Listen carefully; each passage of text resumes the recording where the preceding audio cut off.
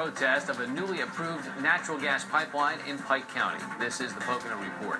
I'm George Roberts. Residents in Milford are taking to the streets to rally against a 7-mile stretch of natural gas pipeline that will run through private property and pristine forest land.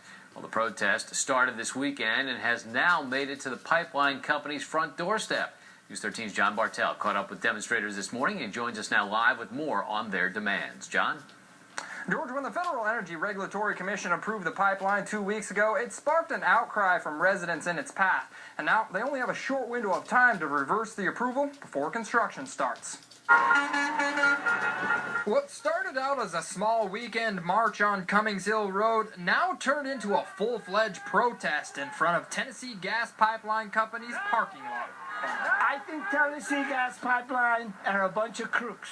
I think that they pushed this thing, without involving everybody in the community. Protesters became angered after the pipeline company got approval from the Federal Energy Regulatory Commission to reroute an existing 1-mile stretch of their natural gas line out of the National Park Service and lay 7 miles of new pipeline through pristine Pike County land. Tennessee Gas has an easement and a right-of-way to use it, but they don't want to fight the National Park Service. Therefore, they've chosen to plan a different route, and that's to destroy 7 miles of forest.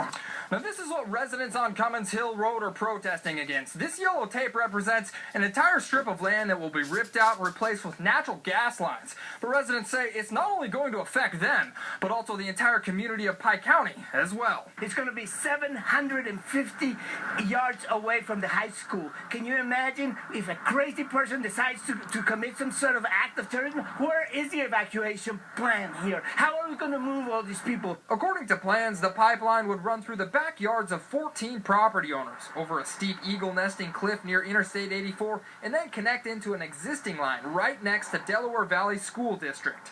Tennessee Gas could not comment on the matter, but in a recent press release, they state upgrading the 1-mile stretch of pipe through the National Park Service would carry more environmental impacts than the current proposed route. Residents, on the other hand, think otherwise. I think a serious agency like FERC would have rubber-stamped this deal without something going on under the scenes. Residents have until June 27th to change FERC's minds before the approval moves on to the next stage. If they don't, construction will start at the beginning of next year. George, back to you.